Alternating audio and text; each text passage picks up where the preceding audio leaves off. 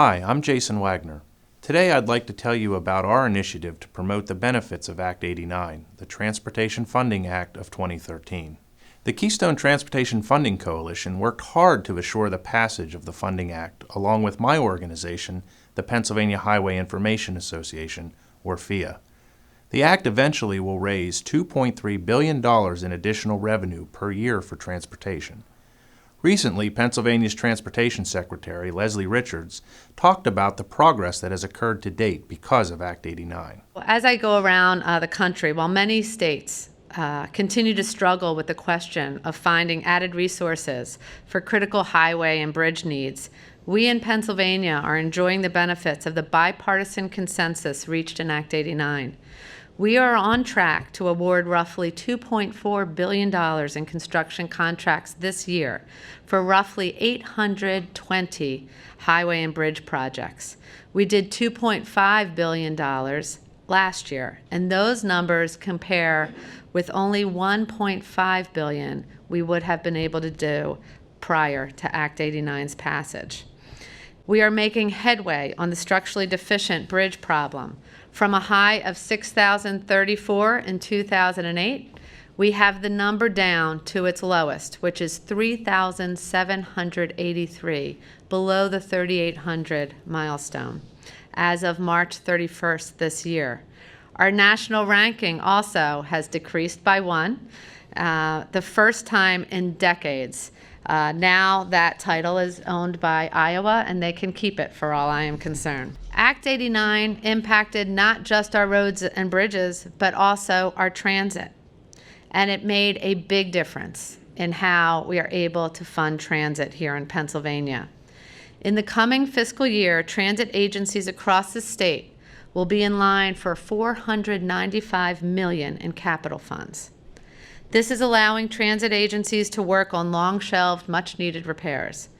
It's helping improve our facilities and our service for those 800,000 people who use our public transportation here in Pennsylvania every single day. But all is not well regarding Act 89.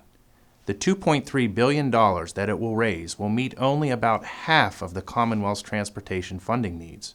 On top of that, an increasing amount of revenue raised by the Funding Act is being diverted for other state budgetary needs, such as the state police operations. While we're in a position to make many road and bridge improvements, we simply can't satisfy everybody's wish list. The long list of needed projects is always there. But here is one big reason why, and I'd like to just emphasize one of the issues that has not been solved yet by Act 89, and that is the challenge we have with state police funding. The media has begun to pay attention as well, which is very helpful. So there's a growing public understanding that the current situation is unsustainable and future needs of both our transportation infrastructure and our state police responsibilities must be put on sounder footing in years to come and in the decades ahead. That will be the benefit for everyone in Pennsylvania. Transportation investment can attract large economic development opportunities. Dave Black talks about a FedEx freight processing operation that will soon be under construction in the Lehigh Valley. One of these projects is the new FedEx ground facility, a $335 million terminal hub. It will be the largest of the company's 34 terminals in the country.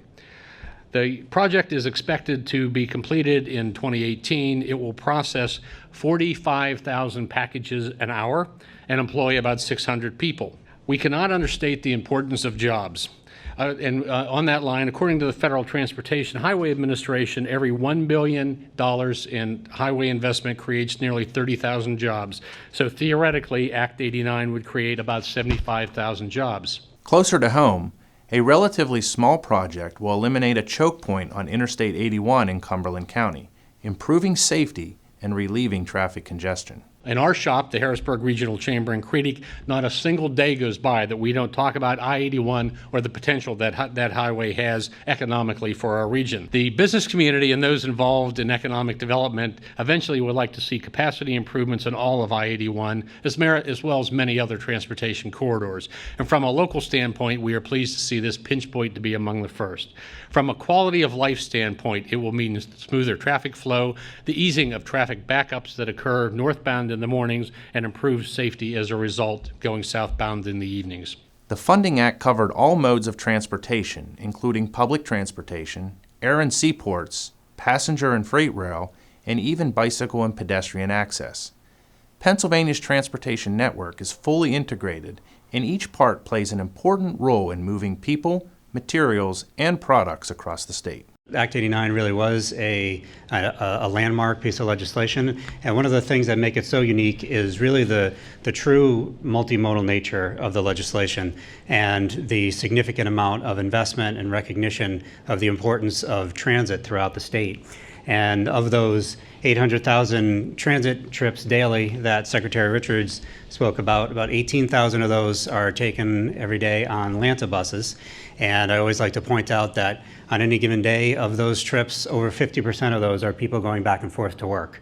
Another 10 to 15% are people going back and forth to school. Another 10% are seniors riding free, going to their medical appointments, going to their social appointments, and being able to live independently and age in place. One of the things that Act 89 has done for transit is it's provided a reliable source of funding for capital improvements, and especially now with the passage of the FAST Act on the federal level, Act 89 allows transit systems in the state, gives us the ability to match federal grants and not leave $1 of federal funding on the table. Act 89 was an important step for Pennsylvania, putting us ahead of many other states in addressing transportation needs.